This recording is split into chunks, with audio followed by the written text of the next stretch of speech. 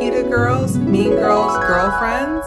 Let's talk about some examples. Stay tuned.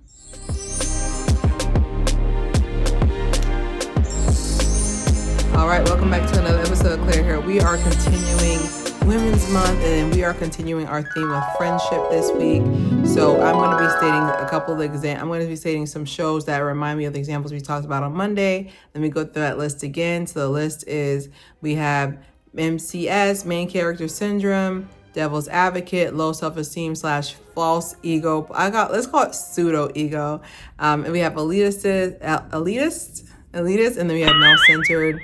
Don't forget to show my love. Don't show my love in my heart, which is my shorts channel. Please go and love on that channel, please. But we're gonna be speaking about a couple of examples that I do have here. Thank you guys so much for supporting this era of Women's Month for this month. Thank you so much. So coming at number 5 is Cheetah Girls. If you're not a millennial or older Gen Z, Cheetah Girls is a movie that was released back in, I want to say 2000 and, how old was I? I want to say 2005 or 3 or 4. I don't know.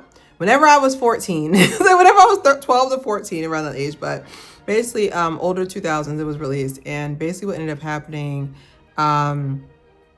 was that Galleria is the leader of the group. And Galleria is the leader of the group, played by Raven-Symoné. And I would consider her someone who has main character syndrome. She thought everybody else was the help. So there's 4 members in the group. We have Raven-Symoné, Adrienne Bailon. We have, what is her name? I know, Sabrina Bryan, and then we have Kelsey Williams. Yeah, Kelsey Williams. Yeah. So anyway, so basically, the reason why the group had such beef was the fact that she would treat them like they were their help. Like she was going solo because her mom is their manager, and she does all the designs for their clothes, and she's the main singer, main dancer, main vocalist, dance choreographer person. But it was an example of just having main character syndrome. And of course, Adrienne Buffy, was her friend. Like she felt like she which I think Adrienne has the best vocals, but with Adrienne, she felt like, oh, okay, well, like, what about me? Like, you just kind of treat me like I'm a side character, like basically the help. So my thing is just that the reason why it's an example of main character syndrome is showing that you need to have reciprocity in your friendships. When it comes to hanging out, it's not me trying to beg, please, I want to hang out with you. Can you say yes? But it's really about just being able to be reciprocal with your friends. Okay. All right, so coming at number 4, this was Scandalous. So Ashleys are a group of Ashleys from the cartoon Recess, and a cartoon I can't speak.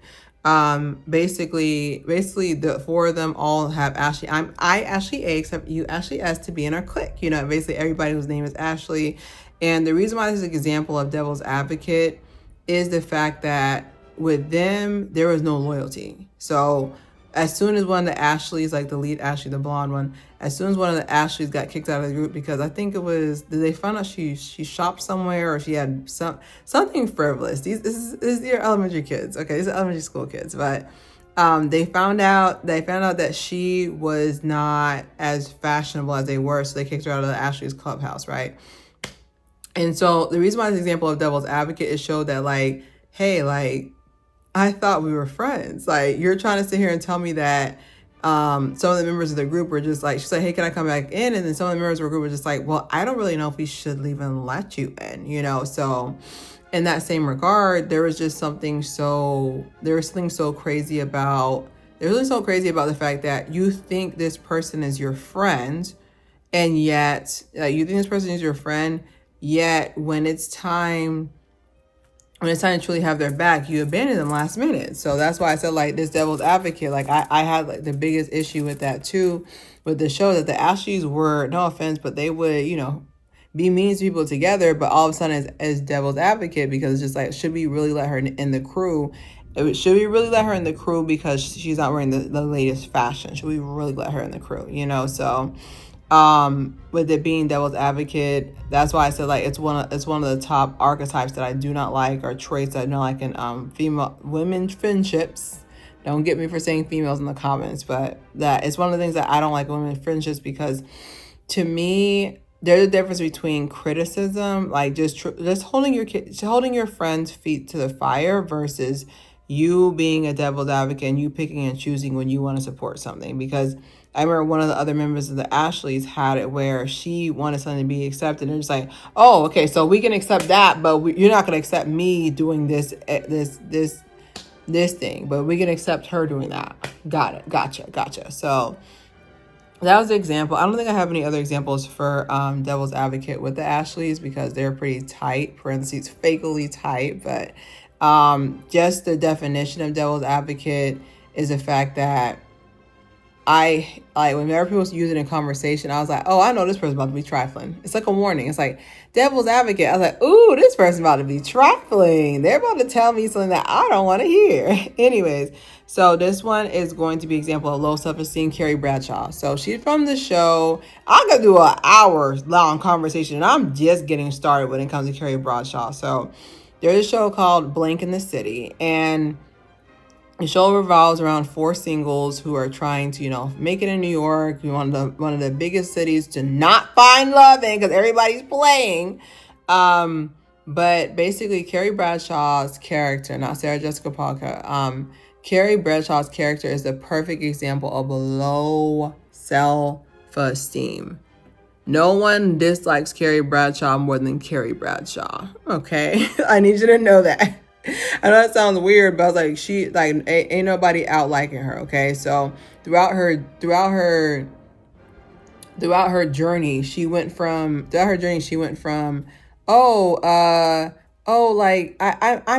a writer, this and other, to want to be taken care of by a married man, not once but twice. That's another thing, right? And then low self-esteem as well is just that whenever her friends would get attention, she would try to downplay it, or she would try to be elitist about it. That's another aspect. And then another reason why she has low self-esteem is just how she carries herself. To me, how she carries herself, right? To me, I feel like how you let a man, not how a man treats you, how you let a man address you and treat you is indicative of your self-esteem. I'm so sorry. Sorry, what you allow, okay? He can treat you whatever type of way, but what you allow is indicative of your self-esteem. It always behooves me, I'm trying to increase my vocab this year, it behooves me when I sit there and I see, no offense, someone on the internet talking about, oh, I got it like that. And their man is paying in their face. They're playing PlayStation, Xbox, Dreamcast, Nintendo, Atari, Sega for us 90s babies. They're playing in your face, and you're in the corner saying, oh, no man can do, oh, I have self-esteem. You don't.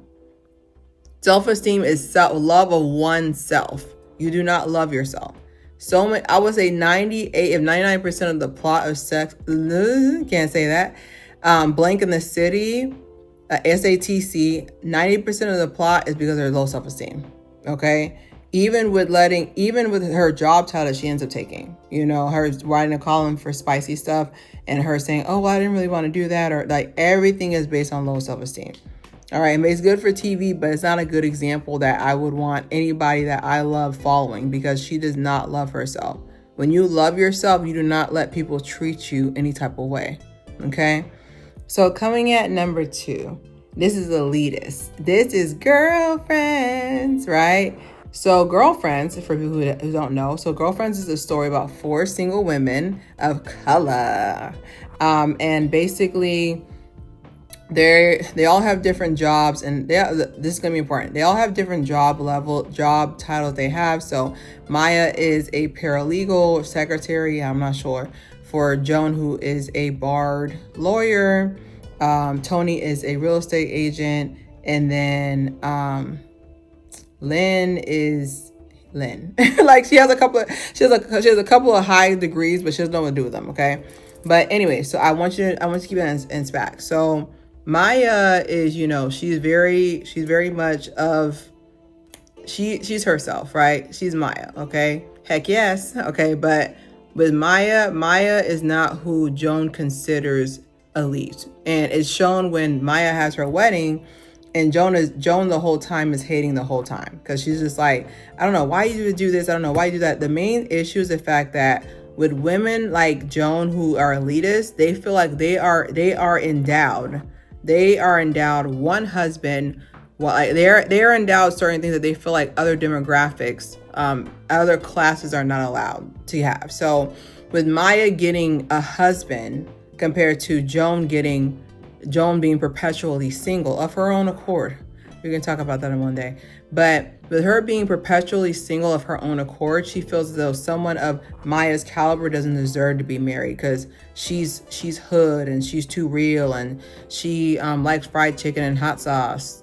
I like those things too. But my issue is the fact that the elitism throughout the show. There's been plenty of times where Joan has shown that her being an attorney and her saying, oh, well, you guys always let me get the ticket, you always let me get the bill and this and the other. My thing is, to me, I feel like you need to stick up for yourself and say, hey, like, just because I make the most money here does not mean I need to be spending all of it. Okay. And then as well as being elitist as how she speaks to people. For example, her own fiance, she was saying, hey, they were at the park. They were at some outdoor concert for no reason. Nobody at all. Here comes Joan. Yeah, he was. Her fiance was just talking, and she was like, "Oh, I don't agree with that." And they were going back and forth. She's like, "Well, you be making some head of household money next time you try to make a decision." Red flag. Okay, so in that same aspect, that's what I mean. That's what I mean by you need to truly understand being elitist in a friendship. There's a time scale before they start looking down on you. So coming at number 1, male-centered. So this is for Mean Girls. So there's plenty of shows. I mean, I've never watched Euphoria, but from the snippets I've seen, I'm assuming the one that Sydney Sweeney is male-centered. I can just assume from the low self-esteem look in the eye. I can just assume. I've never watched a show a day in my life, and I won't. But number 1 is male-centered. Of course, again, this is with Mean Girls. So with Mean Girls, Katie started the show as, she's just here, she's from Jumbo. She's from South Africa. She doesn't know anything. So she's coming to Mean Girls. She's coming to the high school so she can assimilate with the other students. And, she's good at first. And then she starts putting Regina George, her man or ex-man, I don't know, on. She starts flirting with him and starts flirting with him, and she starts pretty much putting him at the center of her universe. Like, people don't understand. Male-centered starts off slow, okay? It's little things. It's, oh, my man doesn't like when I wear this, or, oh, my man doesn't like when I do this. Like, it starts as little things. Oh, let me check with my man. Now, these sound like regular boundaries, but people with male-centeredness, they twist it, okay? They twist it. It's not a regular, oh, I just want to converse with him. It's more like, well, I don't know how to do anything outside of my man, So once she ended up, it's funny because once she ended up getting her man, she was actually worse than Regina George, because at least Regina George was upfront about how she felt. Katie's perspective, she wanted to appear like she was a good girl, but she wasn't. Isn't that the worst? Isn't that the worst type, when they try to sit there and pretend like they're good, but they're not? But anyways, that's what I meant by being male-centered. And when she promised her friends that she would go to their concert, their art display, and she ended up just flubbing out on it and forgetting about it, because she was male-centered, because she's at a party that she threw that she didn't invite them to. And the reason why male-centered is so dangerous is that when someone's male-centered, you're never going to be a priority for them. If you take anything from this video, you need to know you're never going to be a priority for them. I don't care how many gifts you give them. I don't care how many trips you take them on. You will never be a priority for them. It will always be the next male. Okay? And with that being said, that's all I had to say today. Those are my top 5 ones. Tomorrow, I'm going to be showing good signs of good friendships, so we can end on a good note, end our week on a good note. But definitely, with this being Woman Crush Wednesday, we need to bring that back. With this being Woman Crush Wednesday, definitely leave below any other shows, examples that you have. I'm just telling you the shows that brought me up, okay, in the early 2000s. Don't forget to subscribe, share. It's Claire here.